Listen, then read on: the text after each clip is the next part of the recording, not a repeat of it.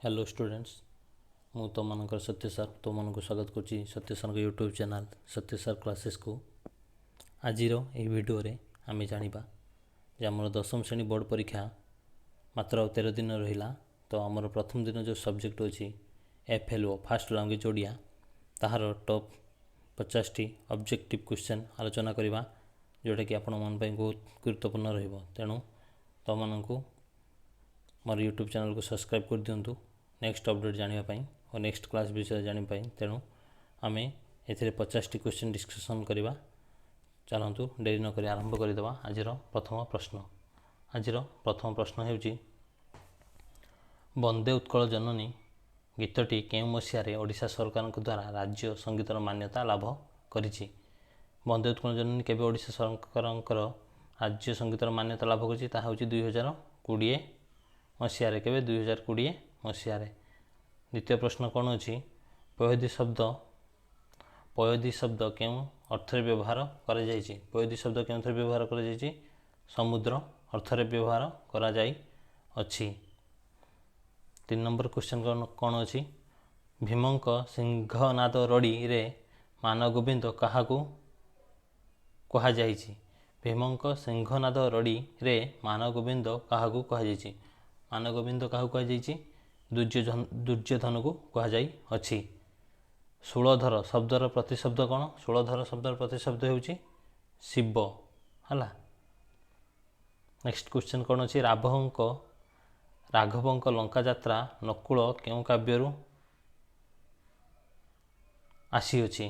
राघवंक लंका यात्रानुकूल क्यों काव्यरू आसी अछि। यह आमर वैदेहीश विलासरू आसी केउठू आसी वैदेहीश विलासरू आसी अछि। वैदेहीश विलास काव्य केउ आद्यवर्ण नियम रचित।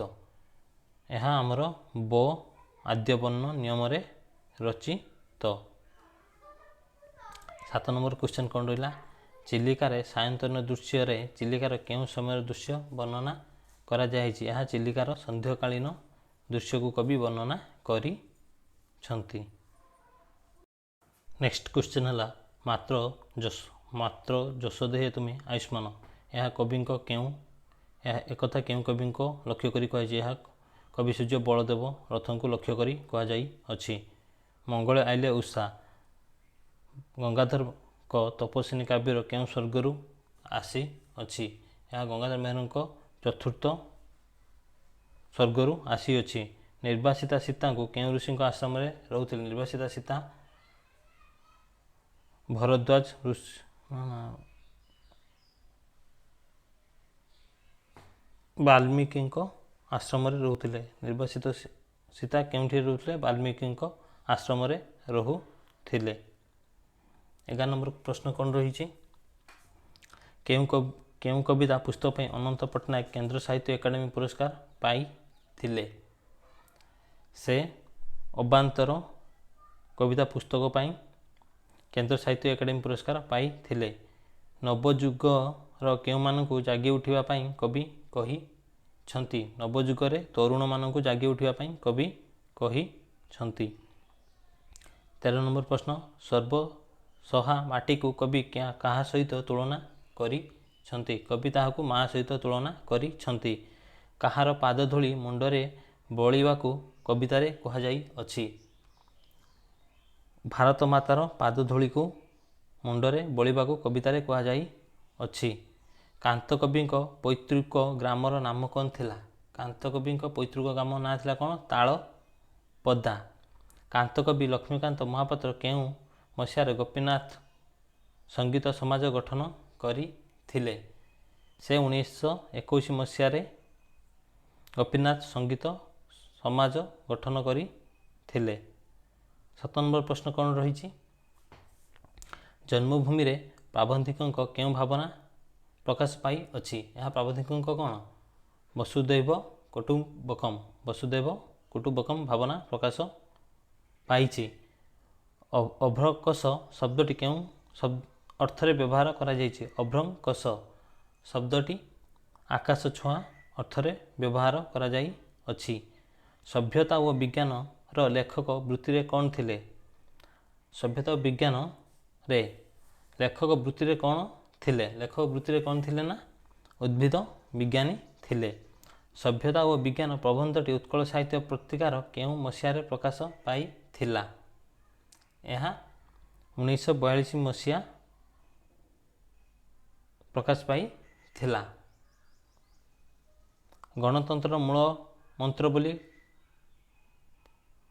गणतंत्र मूल मंत्र कौन बोली कहा जाई अछि? गणतंत्र मूल मंत्र शिक्षा बोली कहा जाई अछि। 1963 मसीह ओडिशा केउं प्रसिद्ध सहर रे नुआ रेल स्टेशन तैयारी होई थिला? 1963 मसीह आमर पुरी ठारे नुआ रेल स्टेशन तैयारी करा जाई थिला। छत्रपति विवेकानंद पुस्तकर लेखक किए थिले? शरद कुमार महांती थिले। श्री रामकृष्ण पृथ्वी विद्या नेबा बेले को नरेन को केते वर्ष होई थिला? नरेन को 22 वर्ष होई थिला। श्री रामकृष्ण पृथ्वी विद्या नेबा बेले को नरेन को 22 वर्ष होई थिला। 25 नंबर अच्छी एमानक मध्यरु किए जने प्रतिष्ठित प्राबंधिक और रम्य रचक?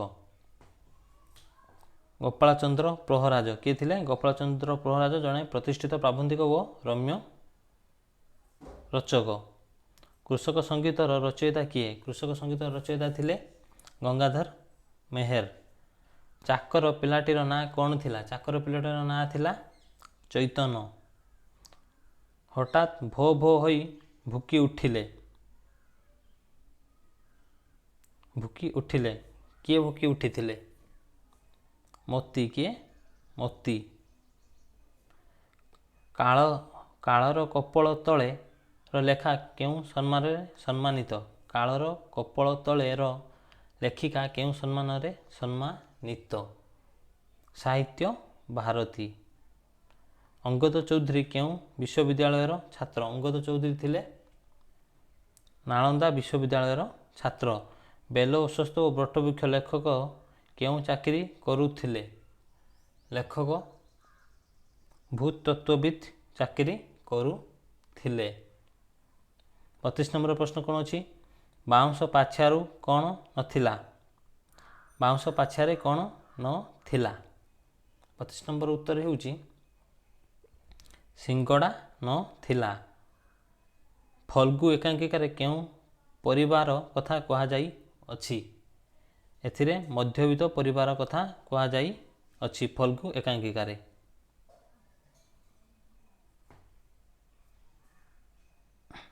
भारी क्षणरागी ठीक ता बोऊ परी एकथा किए कही छंती?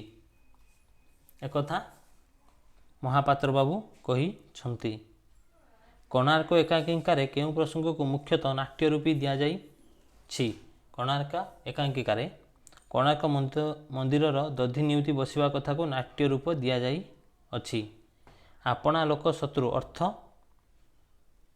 आपणा शत्रु आपणा लोक शत्रु अर्थ कौन है? अर्थ हेउची घर ढिंकी कुंभीर।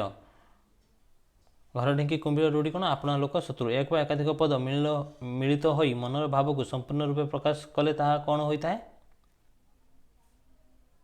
वाक्य होई थाए। एक वर्ष प्रबल शीत होईची यह केउं प्रकार वाक्य? यह विभूति सूचक वाक्य। वाक्यर प्रत्येक अंश को कौन कहा जाए? वाक्यर प्रत्येक अंश को पद कहा जाए। जेहेतु जेजे आसिचंती तेणु आमे खुशी अच्छु एक यह कि प्रकार वाक्य? यह एक जटिल वाक्य। निम्नोक्त मध्यनु केउंटी शुद्ध रूप? आशीर आ और आकार आ तालबेसर दिघे बरे रे तैंरी आकार द आशीर्वाद। 9 स्थान रे कौन हेले ताहा को नत्व विधि कहा जाए? मुद्रण हेबा को 9 स्थान रे मुद्रण हेले ताहा को नत्व विधि कहा जाए। 43 नंबर प्रश्न कौन अच्छी? देशज और वैदेशिक शब्दर प्रायतः केउं वर्णटी मूर्धन्यस हुए नहीं? दंतेश वर्णटी मूर्धन्यस हुए नहीं। केउंटी शुद्ध रूप? पिंपुड़ी टीए।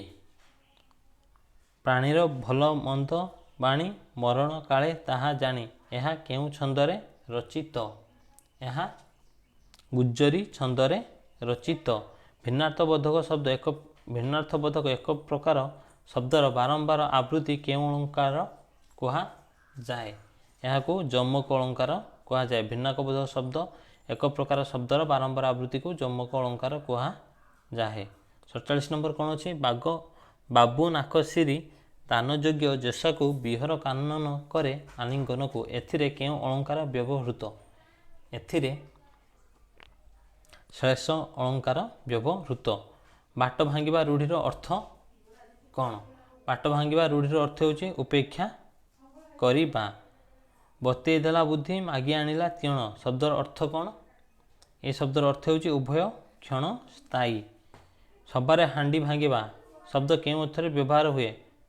ଗୁପ୍ତ କଥା ପ୍ରବଡ଼ କରିବା ହେଉଛି ସଭାରେ ହାଣ୍ଡି ଭାଙ୍ଗିବା ରୂଢ଼ିର ଅର୍ଥ। ତେଣୁ ପିଲାମାନେ, ଯଦି ତୁମମାନଙ୍କୁ ଆମର ଏହି ଭିଡ଼ିଓଟି ଭଲ ଲାଗିଥାଏ, ତେଣୁ ତୁମେମାନେ ଆମର ୟୁଟ୍ୟୁବ୍ ଚ୍ୟାନେଲକୁ ସବସ୍କ୍ରାଇବ୍ କରିଦେବ ଓ ଲାଇକ୍ ମଧ୍ୟ କରିଦେବ। ତୁମମାନଙ୍କ ସାଙ୍ଗସାଥିମାନଙ୍କ ସହିତ ସେୟାର ମଧ୍ୟ କରିଦେବ। ଥ୍ୟାଙ୍କ ୟୁ ପିଲାମାନେ। ଜୟ ଜଗନ୍ନାଥ।